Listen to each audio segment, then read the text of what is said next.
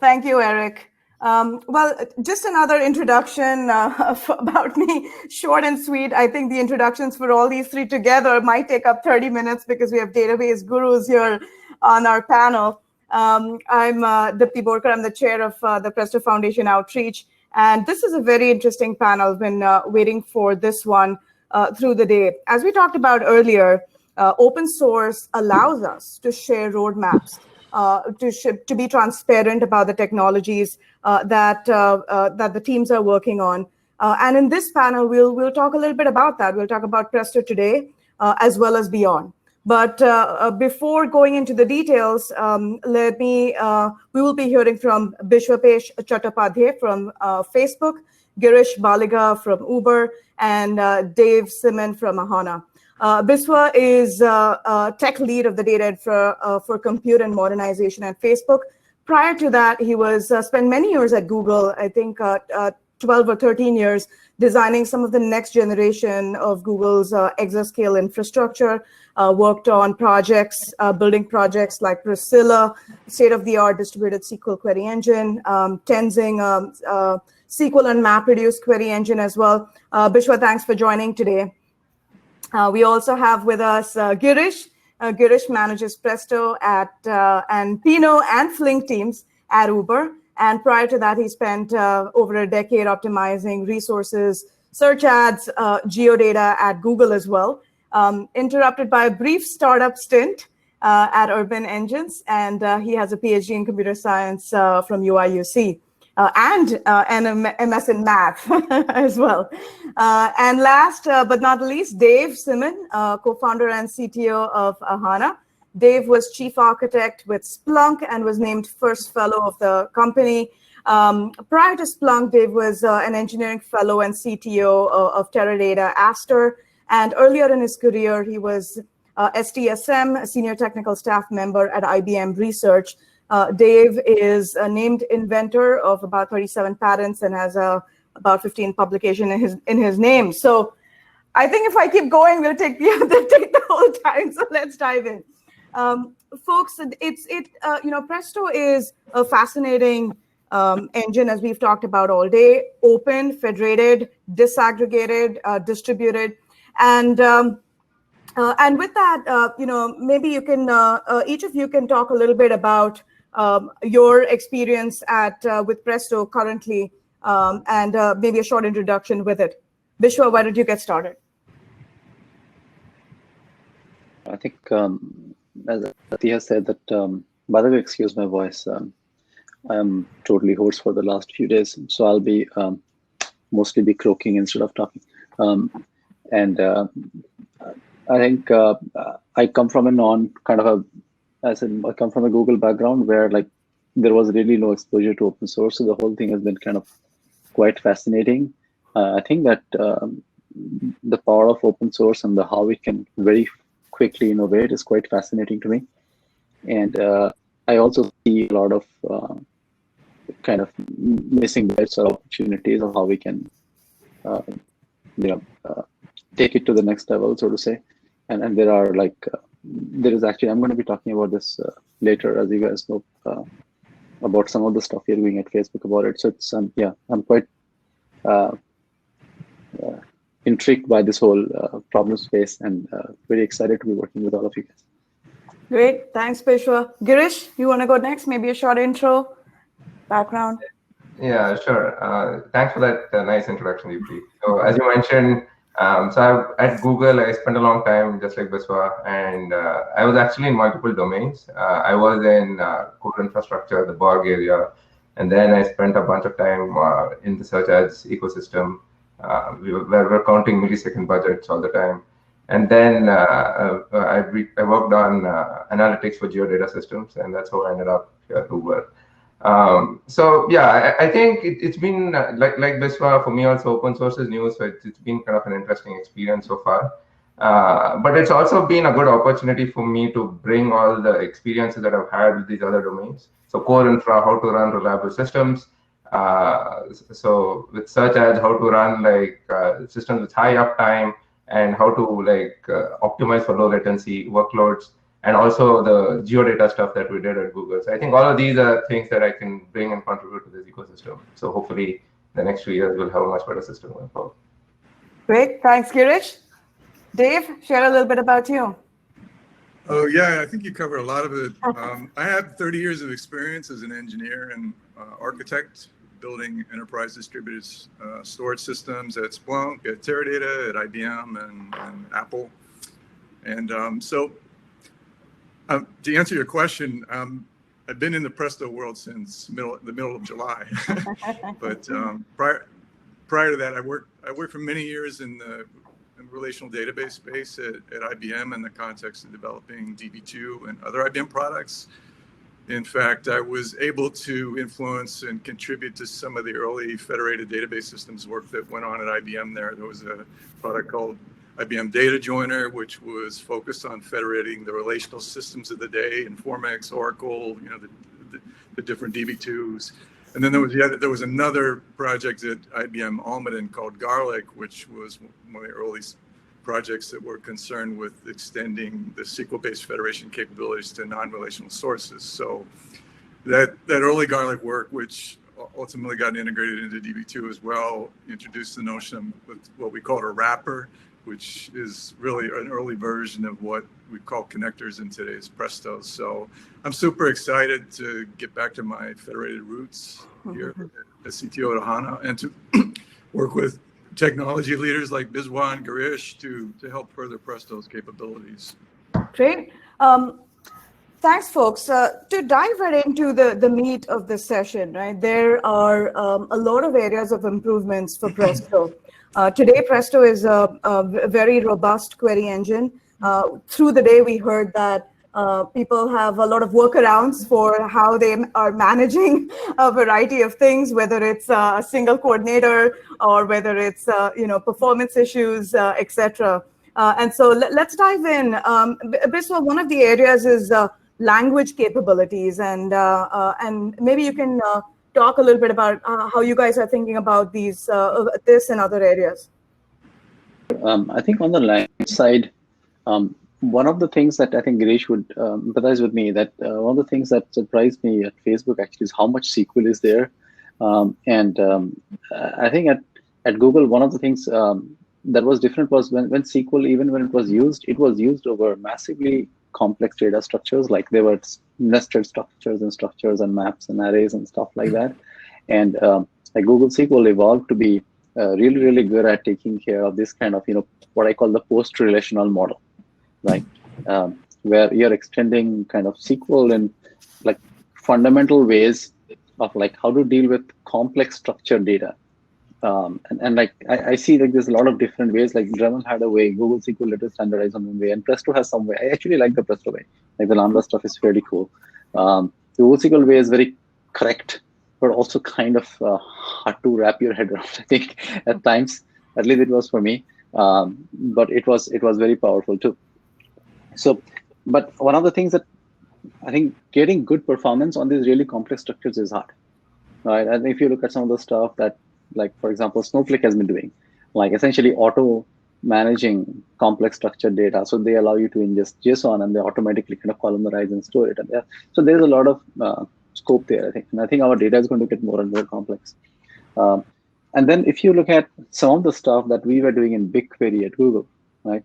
Like how do we take SQL beyond SQL? Like essentially take the query engine, for example, BigQuery, it can literally do like create model as, and you can define a model types and a bunch of data into it, and you can actually create a model, and then you can join with the model. So you can do the entire machine learning flow without leaving your comfort of your SQL UI. And I thought that was really cool, right? And I think Girish is doing it. We are doing it as well. Like how do we go extend it to graph and streaming? I think those are very interesting semi-structured data. So one of the things we had was like, can you do ranking within SQL? How do you extend SQL with ranking? How do we extend SQL with kind of essentially structured search? So like you can obviously do contains, but that kind of is a very, very limited, right? You can do a lot more cleverer things. So I think some of this stuff is quite interesting. And I think if we can make the ecosystem more powerful by extending its capabilities, which some of the things we are already thinking about doing at Facebook, that would be quite fascinating. Great. Girish, Dave, anything more to add to kind of the language capabilities? The other areas that's kind of related is format. So we could move on to that. Girish, how are you thinking about this at Uber? Currently Parquet is the kind of selected format for you guys pretty much within your data lake.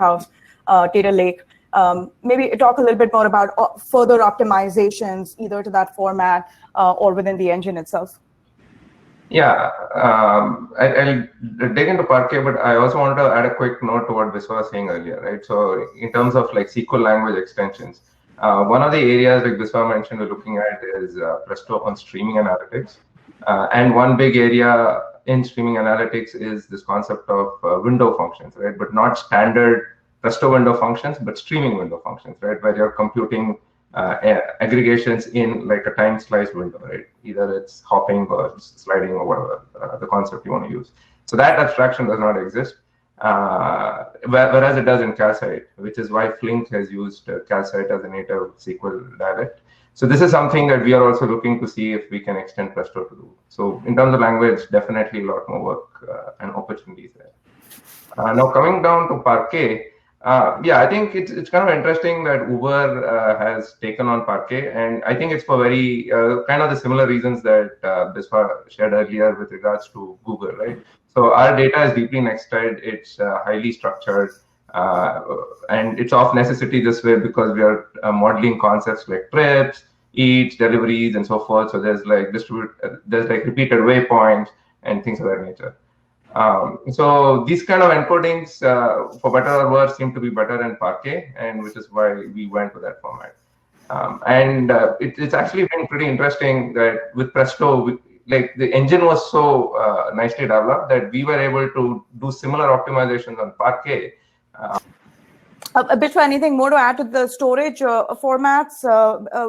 Another big area is performance in general and the optimizer, and we can move on to that one. Go ahead. Just to maybe one quick thing on the format side. I don't know if Dave has worked on the kind of Splunk and stuff where the semi-structured stuff was interesting, but I think there is a lot of hidden opportunities there. So one of the things, for example, is like the ability to do lookups on columnar data has not been explored. We actually had that at Google. Some of our columnar formats. I think the whole micro versus macro layout thing has not been explored to its full depth. Like, how do we arrange data within a file based on patterns of how that file is going to be used? And also, how do you arrange data across files based on patterns that, like, essentially adaptive layout? So if you look at like BigQuery clustering or Snowflake clustering, these are actually fairly, and even at Google, this was kind of one of the patterns that was heavily used. Like, we had adaptive encoding. So look at the data and choose the right encoding, adaptive partitioning, right? BigQuery has adaptive clustering. Snowflake has adaptive clustering. I think this concept of kind of usage-based adaptive layouts, both at the what I call the micro layout, which is at the file layer, and the macro layout, which is at the partition or table layer, and making those decisions intelligently so that users don't have to worry about those decisions. I think that is a very powerful concept, and that requires a full life cycle. That cannot be done just by the query engine. It requires very tight integration with the metadata and the storage and the query logs and the things that are producing data and the things that are consuming data.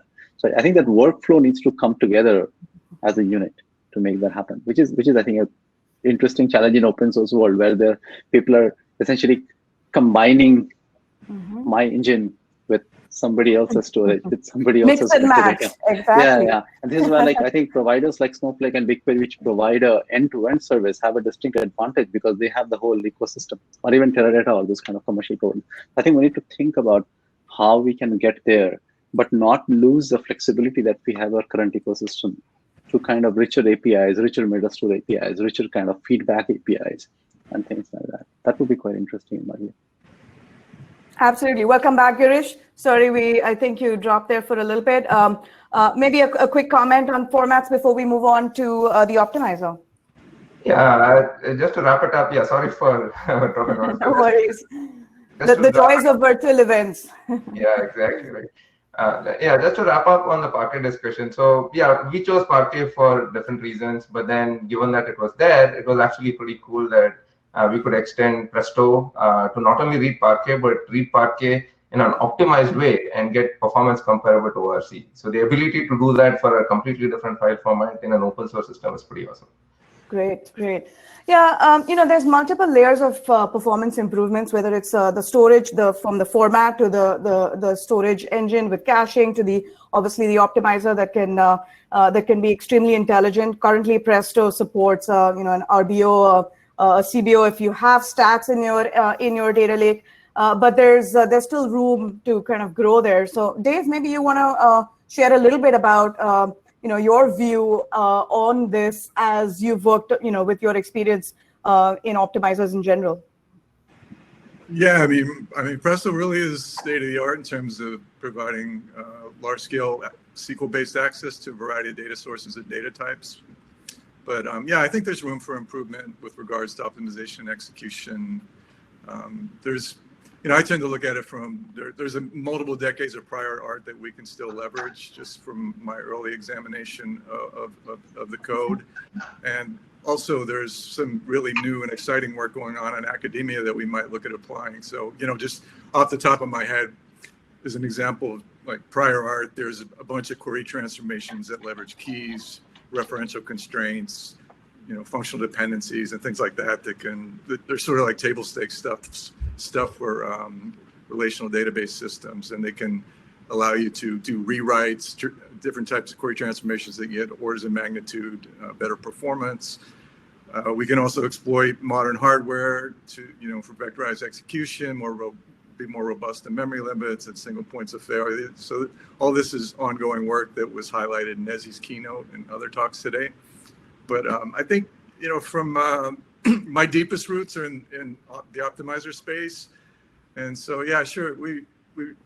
So that's what makes a database declarative, right? Is really the cost-based optimization. Otherwise, you sort of have to resort to hand optimizing queries.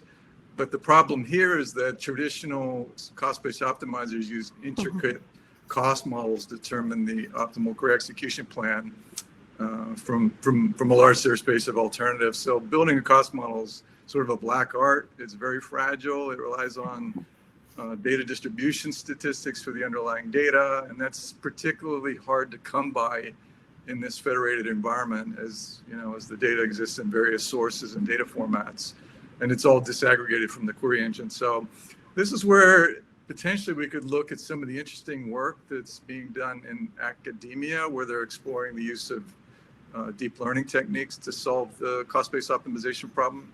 So there's some work going on now that uses deep reinforcement learning to essentially generate an optimizer based on observation of past executions. So to me, this seems like a super promising approach than doing it the old-fashioned way of hand building these intricate statistical and cost models. So at Ahana, we're sort of positioned to be able to observe execution of many queries over our cloud environment and to spin up some compute to train these models. So this is a super interesting area that I think is worth exploring, and there's other areas of the database that can potentially exploit these types of AI techniques. Great. Bishwa, anything more to add to that? Other areas of advancements that you are working on at Facebook? Well, I think the machine learning angle is definitely interesting. One place where I saw Dremel being particularly successful, and then later Priscilla, and I think which Presto currently we don't have, is the ability to change the query during execution. Because often I think you tend to get the initial plan wrong in terms of the parallelism of the join, or the type of join, or the order of the join, or kind of how many ways the aggregation should happen. So distributed query execution adds this whole distributed part of it, right, which is actually adds a new dimension and makes things much more complicated. So one of the things I've seen people do, and I think pretty much today everybody does it, like whether it's Oracle or Snowflake or BigQuery, is that essentially what we call adaptive optimization, right? So you actually execute a little bit and then you figure out, oh, this should be a broadcast join. Or, oh, looks like based on what I've executed, this is going to have a cardinality of 100. So I need only one way aggregation, not 500 ways. And today the Presto architecture makes this very challenging because we tend to kind of schedule the whole query at once, right? So you have to, and this kind of adaptive execution requires you to have a disaggregated shuffle layer. Right? You cannot, because if you say that, hey, I'm going to create all these endpoints, I'm going to draw the DAG, and I'm going to just connect these RPC endpoints together and say go, right? Now then in midpoint you say, shit, I'm moving in the wrong direction. Then like all the endpoints have been set up and all the flows have been set up. Like you have to essentially undo, right? So you have to figure out, I think, how to not undo, and otherwise it will be very difficult for us to be competitive with engines that actually do that. Right? Yeah, absolutely. So in terms of the future, the ultimate future of Presto, there's a lot of use cases that Presto supports today. Ad hoc querying was the one that everyone started off with first. There's a few others that are, I would say, early phases with streaming or ETL. Let's talk a little bit about the vision of what the different types of use cases that will be supported on Presto are. Girish, you wanna start off? Yeah, so this actually brings together a couple of concepts I really like about Presto. So that is connectors and the open source nature, right?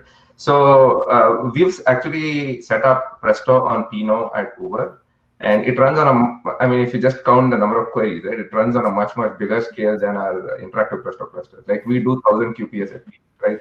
So it's a massive load. Like this is external facing traffic. So what we were able to do is we were able to build a Pinot connector that could just run Presto SQL queries directly on Pinot with pushdowns. But one interesting innovation really helped us here, which Facebook did over the last year and a half, which is they made the SPI such that we could actually update the plan within the connector, because the connector understands what it needs to push down. And if you try to make this decision in the central planner, it's much harder, right? Because you have to do a general problem solving. So that really allowed us to optimize our query plan. So for instance, we have single node execution because it's synchronous RPCs and things like that. The other thing which was interesting is we were able to change the execution path within Presto to avoid this asynchronous path and replace it with a synchronous path, right? And it was easy to do because it was an open source technology. So because of these two things, we were able to put Presto on top of Pinot and handle thousands of QPS as real-time traffic, which is something that I think surprises people when they hear it for the first time. So, and we are doing it with like P95 latencies or less than 200 milliseconds. So that's another number. So I think that's pretty cool. Yeah, absolutely. Dave, anything more to add to that? There are evolving use cases, particularly on the data lake side of things. Yeah, I think folks have been talking around it all day, pretty much today. It's, Presto's a very powerful compute engine that makes it really easy to do analytics on data lakes. And, but yeah, I think it's more interesting to look at whether it can meet some of the requirements of more advanced workloads. For example, we saw the Snowflake IPO was pretty amazing last week, right? So, and of course, they're focused on traditional enterprise data warehousing, which involves running complex SQL at scale over star schemas of fact and dimensional data. And so obviously one of the disadvantages of using a system like Snowflake is that you have to lock your data into their system, into their proprietary formats to get the scale, performance, transactional semantics, and all the advantages. And unfortunately, your other analytical tools cannot be brought to bear on this data once you lock it in. So what if you could get the scale, the performance, and the other advantage of these EDW systems without the lock-in? I think that's a super interesting question for me, that it's something I'm super interested in. There's a lot of interesting work going on, around the notion of a lake house, which allows, provides transactional storage capabilities to data in open formats and data lakes. And so what if we were able to, sort of couple the lake house with sophisticated caching strategies and really focus Presto optimizations? And how close can we close the gap with these proprietary EDW systems and, really give customers a pause when they consider, proprietary lock-ins for these types of applications. So this is area I'm super interested in exploring. It's a huge market, and it's to me it seems like something that can come together in this particular Presto environment. Thanks, Dave. Yep. Bishwa, any other workloads that you are looking at supporting in the future, 3, 4, 5 years from now on Presto? I think we definitely want to kind of extend to various workloads. I think the Girish mentioned this lookup style workloads, right, which is like extremely high QPS, thousands or even tens of thousands of QPS over relatively narrow queries. Like the data set might be large, but you're querying data for only one advertiser. This is something that we had at Google too with Priscilla, and this is actually a very common workload for anybody who wants to do. I think LinkedIn presented, I don't know if Kishore is there, but this is something that an area that we definitely want to go. And just to add on to, I think, Dave's point, another area that we really feel should be going is like, how do we build a, let's put it this way, open Snowflake, right? So like, how do we get all the advantages of this ecosystem that is really rich and tightly integrated and is able to do all these adaptive decisions and kind of richer data and clustering and highly optimized, caching and all that stuff, but doesn't let the customer get a full lock-in into one company or one proprietary technology and things like that. That is I'm very passionate about that area. I think we should totally do it. The batch use case is also interesting. I think Girish mentioned Presto on Spark, for example. That's an experiment that we are doing as well. I don't know if Girish, if you're talking about the same project, probably. It's the same thing. We're doing a POC of Presto on Spark too. Yeah. I think that's an area I'm quite interested in because like, this is the advantage of open source. Hey, they are both open projects. Why don't we collaborate and use each other's strengths instead of trying to reinvent the wheel to say, oh, Spark can do large queries. Let me do all the things that Spark does to make large queries. Maybe we should just use Spark because it's open source too. So I think those are some of the areas that I'm quite excited about in this space. That's great. I mean, it's a good segue into our last question. Maybe do a quick round on this one. The vision is amazing, everything you're talking about. I think people will be now asking, when is this going to be available again? All this great stuff. We'd like an open flake, right, to use. But how do you want the community to be involved? What role do they play? Maybe talk a little bit about that. And Bishwa, maybe start with you and we'll go around. Well, I think we are built around the community. Everything we do, well, almost everything we do is in the open source, right? And in my talk later, I'll talk about some of the stuff that we are doing. We'll hopefully release those to open source soon as well. And I think the way community we need to help each other is essentially by providing this kind of updates, real-time updates on, hey, we are doing this, you're doing this, and like when Girish I talk, every time he and I talk, we come up with something, and then Dave and I talked the other day, right, with the HANA folks, and we came up with some ideas. Oh yeah, we should totally be doing this together. So I think this is very important to keep this real-time open communication channels. And this is my kind of request to everybody here, I guess, not just this group, that whenever you're thinking of a cool idea that you want to do or in the process of doing it, to reach out to the community early, reach out often, and more often than not, you might be surprised that, hey, somebody's already thinking about it and the collaboration opportunities are there and we can both move at twice the speed. Yeah, I think it goes a long way just to open an issue, get people's eyes on it. We don't end up recreating the wheel on the same problem. We heard about 3 different Presto routers today, which can That's be a great combined example. into. Yeah, exactly. Like we talked about 2 different high availability strategies and kind of coordinated disaggregation strategies and router strategies and gateway strategies. And I think these are very common problems. Everybody is facing those problems. Let's see if we can get a solution that is X times as good as X solution separately. Yeah. Dave, Girish, anything more to add to that? Yeah, I want to emphasize also that the Presto Linux Foundation, it's an open foundation and it's not just for Presto, but it's for the Presto ecosystem. We already have a couple of ideas and projects and contributions that we're incubating, which is kind of part of the ecosystem, but outside core Presto. So we definitely want to have more of these. So maybe a good start would be this common routing layer, could be another project that people could just start in the foundation. So it's really an umbrella for the ecosystem, right? And so I think one good way people can start pitching in is kind of contributing projects, not just to core Presto, but also in the ecosystem. Absolutely. Well, with that, we're a little over time, folks, but thank you so much. Very enlightening ideas on where Presto is headed. It's a great shared vision and one that's open with an open stack for open analytics. Thanks so much, everyone. Thanks for joining.